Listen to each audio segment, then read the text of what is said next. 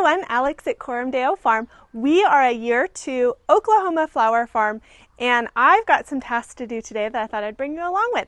Our ranunculus season is over. It is way too hot now in May for ranunculus. So my little ranunculus bed, which I trialed this year to see if I could grow them and not kill them before I bought like hundreds of ranunculus, they did beautifully. They were so colorful. They were so tall. I absolutely love them. I kicked myself because I wished I had more, but that was the point of the trial. You minimize risk and loss if you start smaller and you practice. So they serve their purpose and I dearly love them. I've been letting them sit in their bed and die back a little bit because I want to dig up and save the corms. These corms are not the fancy patented variety. These are ones that I just had bought online at more of a retail cost than wholesale. And I want to save them to plant them in their same spot next year to enjoy in the garden for personal enjoyment and color. But I'm going to cut on the ones that we're planning for a tunnel to sell in bouquets. So I'm going to go dig them, bring you along, show you how to dig the corms, separate them, and store them and what that all looks like. And then in that bed, I'm going to plant some cucumbers because my kids love pickles.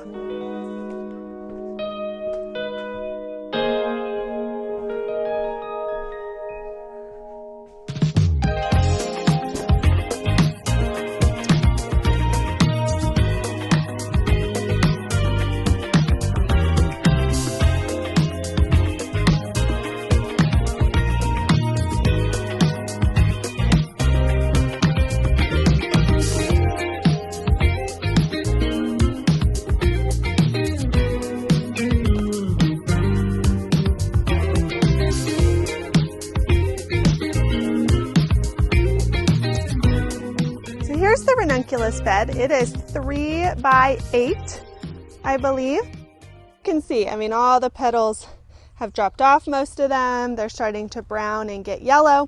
And this is the stage I want them at to pull the corms. They are planted in a raised garden mushroom compost. So I think if I get a really good grip on the stem, I should be able to pull them out by hand and not need to get a shovel and stuff. But I have one on hand if I need to. What I'm going to do, it's the first time I'm doing this, but I did my research. I am going to come in and I'm going to pull them up, try to find them. They're going to come up like this. It's a train, you can hear probably. And I'm going to try to knock off a lot of the dirt. I'm not going to rinse them. I don't want this good soil off of them because it does protect them a bit in storage. But I can already see here that I could separate and I could have one corm here and one corm here because of how much it has divided during the growing season. So I'm going to work on that. And then once I've pulled them apart gently, I'm going to put them all in my wagon here so then I can take them to the drying area, which I'll bring you along for. But right now, I need to work on pulling everything, gently dividing the corms apart, and then we'll head over to its table drying area.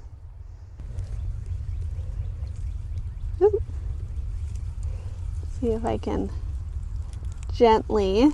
The corms look like little octopuses, but I'm gonna call that one,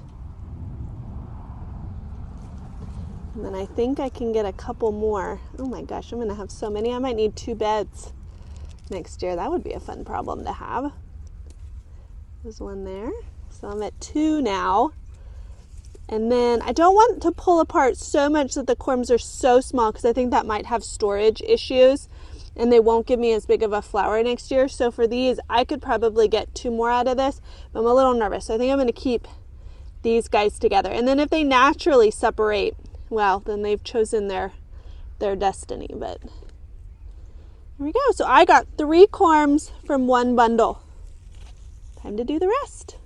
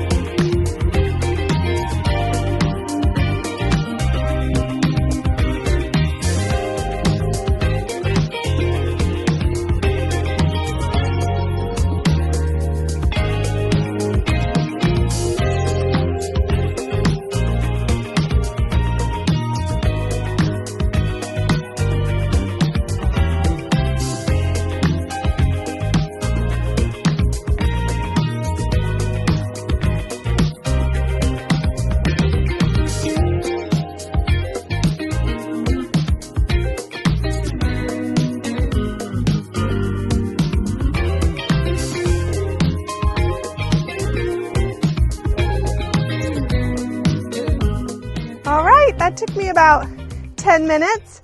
Got my wagon completely full to the brim. So I'm going to get it and take it over to the drying area. So one thing I noticed when I was digging them, pulling them up, is some of them came apart really easily. It was really satisfying. I would kind of gently tug, and 2 or 3 corms would just like perfectly present themselves and loosen themselves. On the ones that were much bigger, the ones that clearly had like 5 or 6 stems coming out, the roots and the little legs on the corms were so tightly packed that I felt like when I was pulling them apart, I was cracking some of the little legs, the little fingers, which I'm sure is fine, but it made me a little nervous. So what I did is I left a decent amount of bigger clumps together, and I'm going to set these guys on a drying rack out of the sun under our covered porch here to let them dry down, let the foliage completely die back, and then I'm going to cut off the leaves, dust off the last bit of the dirt that's really dried out. There is some moisture on them currently, so the dirt didn't completely fall off as easily. And I'm wondering if at that point I'll really be able to see the individual corms better and maybe do another round of dividing once it's a little bit easier to pry them apart. But it's also no big deal if I just leave them as is. They don't have to be completely broken down to their smallest components. So here's our flower cottage. It's where I start seeds inside, bring them out here, water them. We love to have dinner out here and process flowers, and it's just generally a really beautiful space. But it's also my most shaded and enclosed space. And so we have a card table popped up. It was my daughter's birthday, so we had a little birthday party for her. But this card table is going to be the perfect spot to lay out all the corms and allow them to dry for a week before I get them in storage. So I'm going to lay them out, and I'm also going to try to count and maybe see how many I ended up with.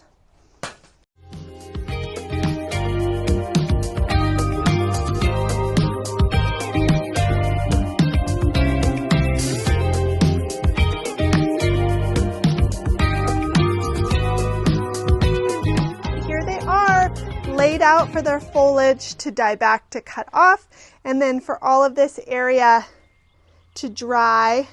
This soil is dark, you can tell it has moisture in it, so I want it to completely dry so I can knock it off.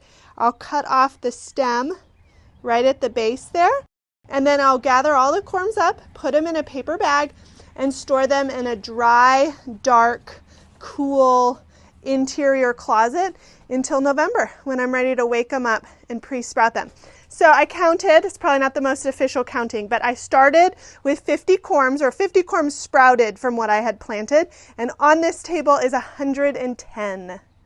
So I more than doubled, and I'm sure I have actually even more if I was a little more brave about splitting some of these bigger clumps. So maybe by the time they dry back, I end up with maybe like 130, 140. We'll see. Pretty successful though, I'm really excited. So now that the ranunculus are dug up, divided, getting ready to dry in store, I have a free bed. Again, it's 3 by 8, and my plan is to put cucumbers in that bed. I haven't planted them yet. It's May, so the soil is warm, the temperatures are warm. They are gonna go bonanza when I direct sow them. I personally don't think it's worth the time to start cucumbers inside. They germinate so well, and they do so well once you wait and it's warm enough that I don't really think it's worth the extra finicky space and using up grow lights and stuff. I'd rather just wait until May and direct sow them and have them pop up. I planted a 3 by 6 bed last year of bush cucumbers. My favorite variety is Space Master, and I had to have done at least 20 cans of pickles and relish just from what I think was like 8 plants. So you don't need a lot of space for cucumber, especially for Space Master. That's probably why they named it that way. So I'm going to do one slicing cucumber that is a vining cucumber up my trellis, and then the rest of the bed is going to be Space Master, and my kids are so excited. They love pickles, they love snacking on fresh cucumbers, and it's just such a big win that goes pretty well in the garden with minimal drama. So I'm excited. Because I took the time to knock off all the dirt as much as I could off of the corms, the bed is still completely full.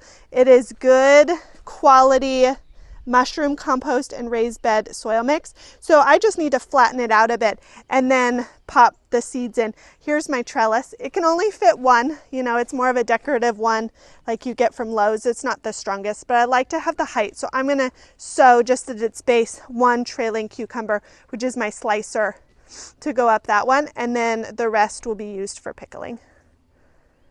Got my little cucumber box. Originally, when I bought seeds, I had planned to put my cucumbers in the field, but they got bumped due to dahlias. So I have some seeds I'm just gonna not end up using, but thankfully I have my Space Master from last year. I really love this one. It's a very compact bush cucumber if you're short on space. And then I'm only gonna use like one seed from this one, but this is a hybrid slicing cucumber from Johnny's. Never grown it before, but it was really well rated. So this one's gonna go in the trellis, and then I'm gonna save my other pickling cucumbers that I bought maybe for next year. Here we go.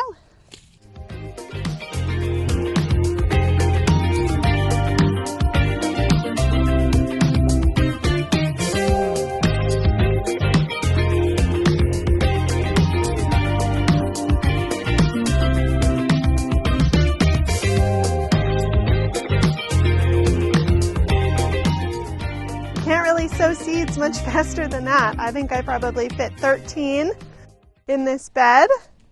Just need to get them, my hose on. Yes. Just need to get them watered in.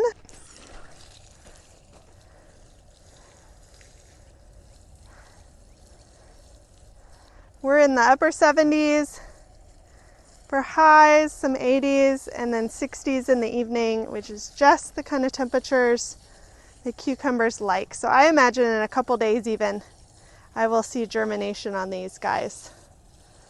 And we'll be off to the races. Pickles in no time. The seed packet said 62 days.